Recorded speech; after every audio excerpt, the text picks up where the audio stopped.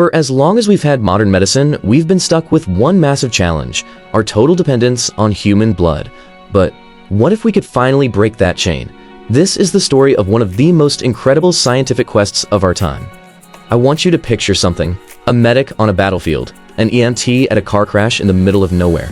There's no time to check blood types, there's no fridge full of blood bags, they just need to save a life, right now. What if all they had to do was rip open a pouch of powder, add some water, and instantly have life-saving blood? Now, that might sound like something out of a sci-fi movie, but it's not. This is the real goal. What you're looking at is a real technology being developed right now. A freeze-dried, ready-to-go blood substitute that could literally make blood shortages a thing of the past. Okay, so to really get why this is such a huge deal, we have to talk about the system we have right now. It's kind of fragile. The problem with real blood is, well, there are a lot of problems. Every single year, just in the US, 4.5 million people need a blood transfusion. That is a massive, massive number. And the system trying to meet that demand? It's always, and I mean always, on the edge of a crisis. And here's a fact that's just wild. Donated red blood cells only last for about 42 days. That's it. It has to be typed, it has to be matched, it has to be kept cold. It's this incredibly precious thing with a super short ticking clock.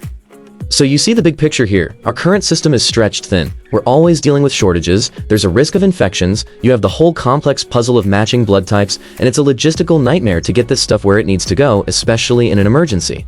This is the giant problem scientists are trying to solve. Now, this whole quest for artificial blood, it's not new. Scientists have been banging their heads against this wall for decades.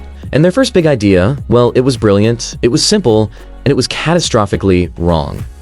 To get what they were thinking, you just need to know about one thing: hemoglobin.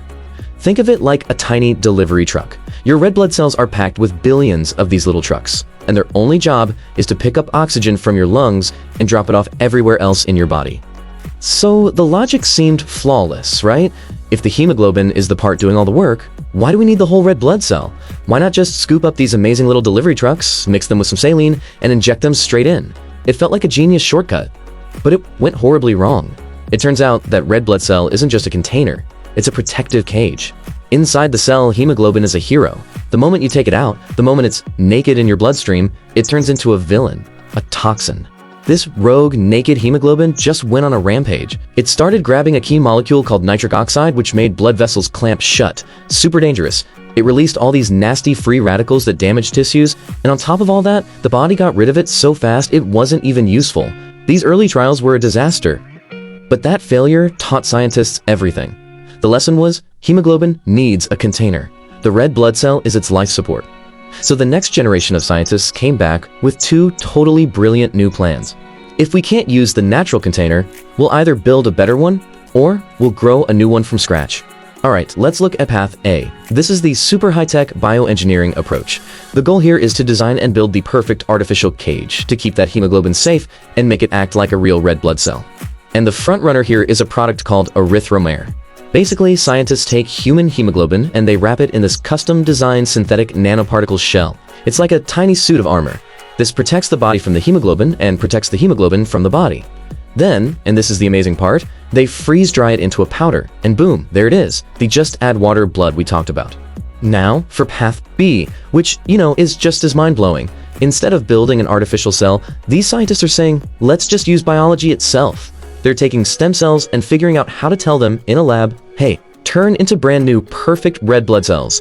And this is not a what-if scenario. It's happening.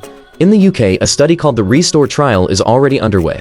Back in 2022, they became the first people in the world to transfuse lab-grown red blood cells into actual human volunteers. The whole world is watching to see how they do. The big hope? That they might actually work even better and last longer than regular donated blood.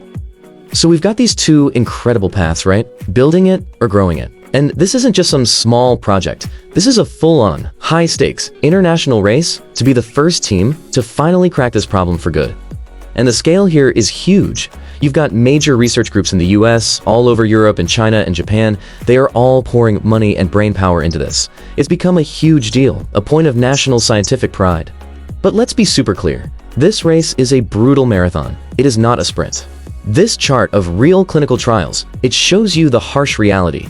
For every promising new idea, there are so many others, Hemocist, Polyheme, YQ23, that were just shut down after years and years of work. This is one of the hardest puzzles in all of medicine. And because it's so hard, it takes a ton of money. We're talking millions and millions of dollars. Huge organizations like the Wellcome Trust and the National Institutes of Health are placing massive bets on the scientists they think can finally pull this off. But even with all the setbacks, things are moving faster than ever.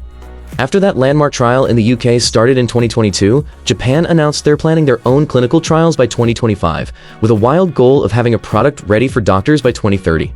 After decades of trying, the finish line actually feels like it's getting closer. So what does that future actually look like? What happens when one of these teams finally wins the race?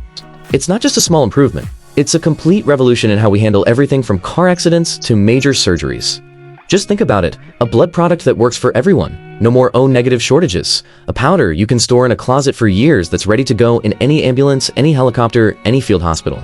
No more worries about bloodborne diseases. It's instant, it's safe, and it's there the second you need it. That's the price.